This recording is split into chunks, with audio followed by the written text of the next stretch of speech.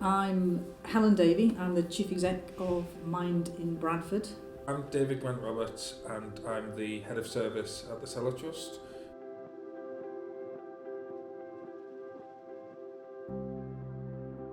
My dad's from Bradford, so I have an extended family in the Bradford area.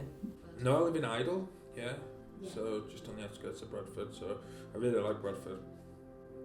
Sometimes it can get a bit of a bad rep, but I just think people who say that just obviously haven't been, really, or haven't taken the time to understand the area, because there's some like really beautiful scenery on the outskirts of Bradford, and then in the city centre it's so diverse, the architecture's amazing, so I'm very proud to live in Bradford.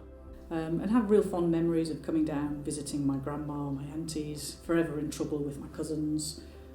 So for me, Bradford is part of being home. It's got its own like unique identity. It's not trying to be anything that it's not. It's not pretentious, it's authentic. And for me, Bradford, I still think it's got a lot to give.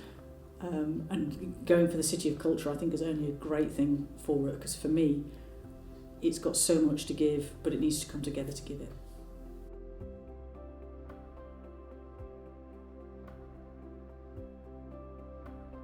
I'm from a large family, Roman Catholic family, somewhat lapsed, I have to admit now, and I went to a convent school, so when you're having confusing feelings about why am I quite attracted to that girl, I wasn't in an environment that was easy to accept or explore that, so you just suppress it, or I just suppressed it.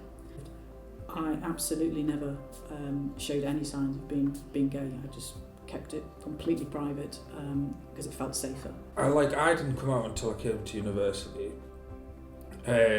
which sometimes I feel a bit sad about that. Why am I feeling like this? You know, I'm doing all the things I'm supposed to do. I've got a boyfriend, I play sport, I do my homework, but I feel a bit not at ease with it all. What's wrong? And that's kind of, I guess, what goes through your head is, what's wrong? Why am I not fitting in? I was head girl, I was games captain, I had all the things that should make me feel good about myself and well liked, but I was very much I think living a half life at that point. When you're coming out and you know your sort of sexuality, and well, a lot of people talk about like the shame cycle of, you know, growing up in a community where it's not accepted, and people will be making those sort of like you call it like microaggressions, where people like make little comments, and it almost like puts a little cut into you every time somebody does it. And then, you know, but I can feel like when that happens day in, day out, like it's death by 1,000 cuts in the end, because you can't help but in your psyche you sort of feel shame towards how other you are. I don't really know how I felt, because growing up in my teens, I knew something was different, but I didn't know what. You know, I was nervous about, you know, telling my aunties and uncles and my grandma, you know, I didn't want them in Bradford to be disappointed. Everyone who comes out, it leaves a scar mentally, I feel anyway. It might be different now, but because you psych yourself up so much to it over like so many years, and it got to the point where it was like the first thing I thought of in the morning and the last thing I thought of before I went to sleep, and I was just like kind of obsessing about it. So the reality is, in my teenage years, whilst I knew something wasn't quite right for me, I didn't know what it was, because I had no exposure to anybody else in my family, or on TV, or certainly not at school. So you're kind of left in this space of feeling a little bit at odds with yourself and thinking, why am I a bit different? So you almost try and fit in more. But then I feel sad that, like, when I was, say, a teenager or whatever, and I was starting to question my sexuality, I didn't feel like I could come out. It wasn't an option. It was kind of like, your life wouldn't really be worth living if you came out.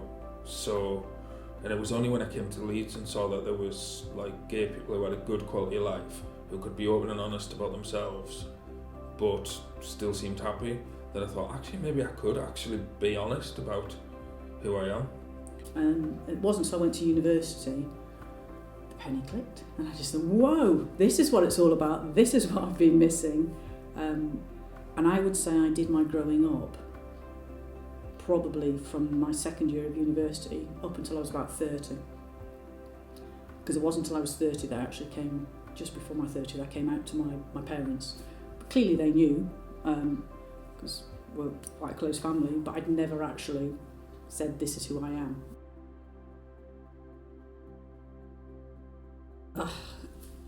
I know I'm really lucky. I come from a really loving, caring family, and I look back and I've had a really easy time of it. The times that I didn't was when I put it on myself. I didn't want to upset my family. I didn't want to cause hurt. I didn't want to cause shame. And even now, when I think of that, I just think, I can't believe I thought that. And then you do it, and it's this big relief. And then my family, they couldn't be more supportive. It's just so lovely, and I absolutely love my husband to bits. And my mum actually said the other week when we were talking about it, she went, I'm glad you're gay. She went, because you've got such a lovely partner. She says, I'm just so lucky that you've got that partner. I was like, oh, that's lovely, isn't it? So within my family,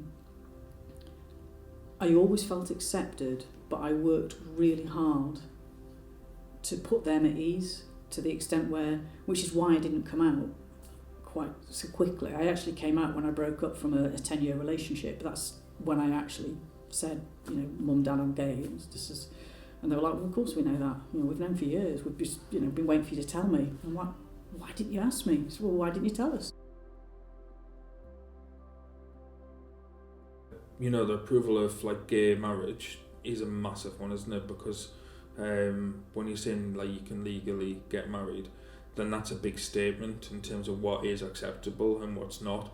And that's what I was sort of referring to earlier about it not being socially acceptable now to be homophobic, in a group of people, because I think you would get called out on it. And then that gives, as a gay person, it gives you confidence to potentially be yourself. So in my family, it's always been accepted. It's never been teased about. It's never been an issue. And my regret would be, I wish I'd said something much earlier, because then I would have lived more of my 20s in a much more open and comfortable space, because for me, family is everything. My partner now, we were having a civil ceremony, and at the time one of my nieces was probably about 5 or 6 when my sister was explaining that we're going to have this party, we're going to have this civil ceremony, and she was working it through, and she went, so does that mean like Patty? Is it like I gain an auntie? And that to me just said it all for that, that those kids, for them it was the most natural thing in the world. However, I still wouldn't feel comfortable walking along the street holding hands with my husband. I just still wouldn't. And I still find myself, when I meet new people, I will still use the word partner instead of husband. And I don't know what that's about. I don't know why I still do that. I think it's maybe just so many years of doing it automatically.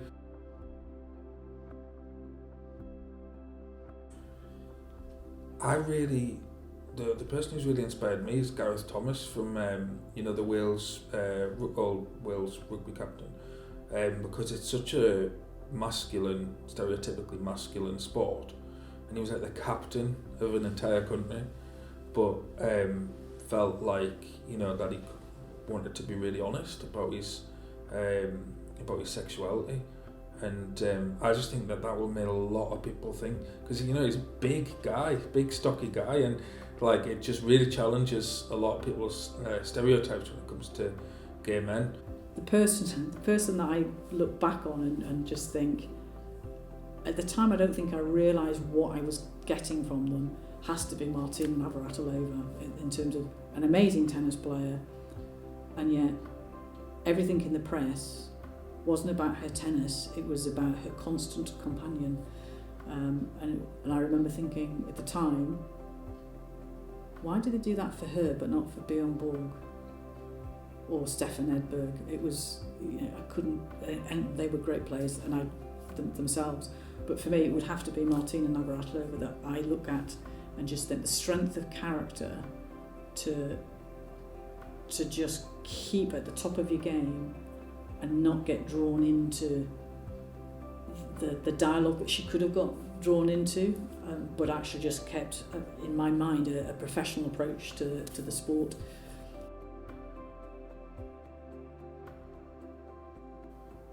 I think like try and embrace a culture of like respectful curiosity. I think that's good, rather than thinking I'm not going to ask about that because I'm worried about offending somebody. Linda, who I worked with back in the mid-90s, who was the first person I came out to, just her reaction even then was like, oh, okay, but that's all right, isn't it? I don't need to be worried, do I? And, she just asked questions, and I suddenly realised that's what it's all about, is people just don't, it's different to them. They just need to ask the questions, be given the space to understand that actually the heart and soul's the same, it's just some different preferences. I think sometimes when like you're a teenager and you've got a little group of friends and maybe live in a small community, that's your entire world. You can't see anywhere outside of that.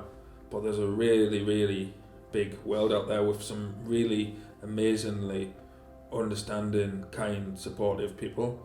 So if you can break out of your current situation where you're experiencing discrimination and find the people who will accept you, then life is going to be a lot better.